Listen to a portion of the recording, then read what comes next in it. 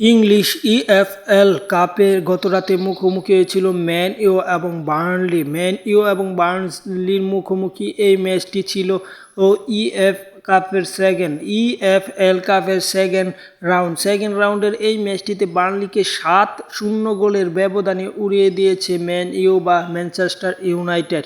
ম্যাচে 16 মিনিটে এগিয়ে যায় রদ্রিগের গোলে। পরবর্তীতে 35 মিনিটে আবারও এগিয়ে যায়, 52 মিনিটে আবারও এগিয়ে যায় এবং 49 মিনিট, 58 মিনিট, 81 মিনিট এবং 85 মিনিট সব কিছু মিলে মোট 60টি গোল হয় এবং 60টি গোলের মাধ্যমে এই ম্যাচটি সহজভাবে জিতে যায় ইংলিশ জায়ান্ট ম্যান ইউ অত্যন্ত বাজে খেলেছে লিগের ম্যাচগুলোতে। তারা একের পর এক হার কিংবা ড্রর মধ্যে ছিল এবং এই ম্যাচটি জিতে তারা সেই আক্ষেপ পূরণ করেছে। বার্নলি হয়তো ছোট দল, কিন্তু ম্যান ইউর জয়টা ছিল বড় এবং এই আত্মবিশ্বাস নিয়ে পরের ম্যাচে মাঠে নামবে তারা।